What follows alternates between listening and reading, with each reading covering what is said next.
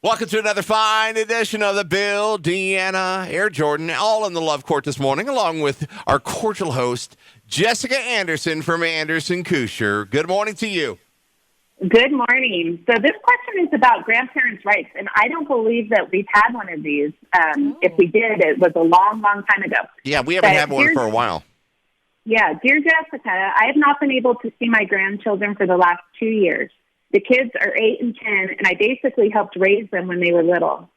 They were at my house almost every day. Their mom is my daughter. Their dad, my daughter's husband, is a very abusive man. Because of her husband, our relationship fell apart. He does not allow my daughter or the kids to have a relationship with me. I would like to know if I can file for grandparents' rights. I miss my grandchildren terribly.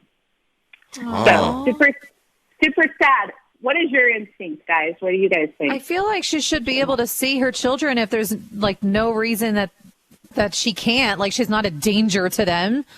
I think the other. It's probably up to the parents. I think the other parent, the other party parent, can choose who they get to see or not. I feel like that if they decide that that's not a relationship that they want to pursue, then that's their choice. I'm on board with Deanna's thoughts on this one.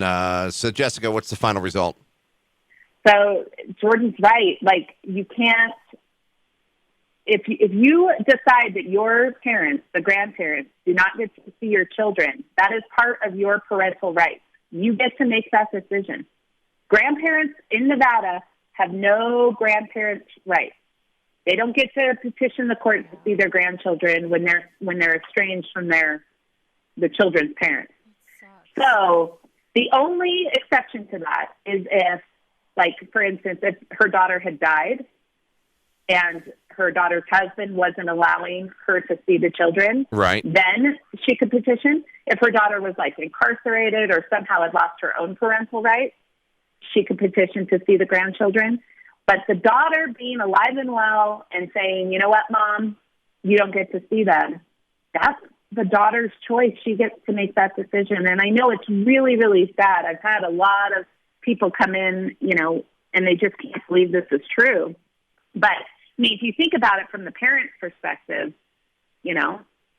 they're your kids. You get to decide who they're around. That's an easy answer, but a lot of times I feel like parents will use the children as leverage over the grandparents, sure. which is just not right. For sure. That happens all the time, but that's just the way it is. That So sucks. it's a sad one. So sorry, there's nothing we can do. Shame. At This point. poor grandparent, just wants to see their grandchild.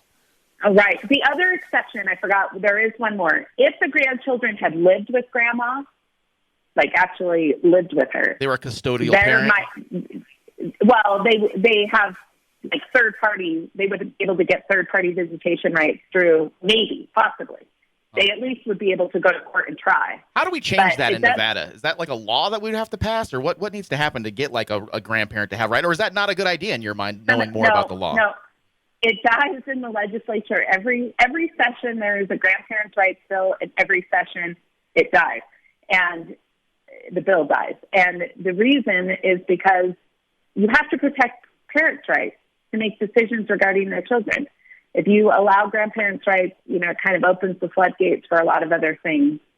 So there is reason behind it. I know it doesn't sound fair, but there is good logical reason for having laws like that. Wow, that's crazy. Jessica Anderson from Anderson Kusher, every single Friday, 8:10. We always do the Love Court. That's like a song out there, right? The Love Court. I like it, you guys. We'll work on that. We have a great portal available for everybody on our website at dallas965.com. You click on the Jessica Anderson portal. You give us your question. You answer every single question you receive. I do. We could do a back and forth, and if anybody ever has further questions, they can always schedule a consultation with us. Our phone number is 775-823-0049. Jessica, have a great weekend. We'll talk to you again next week.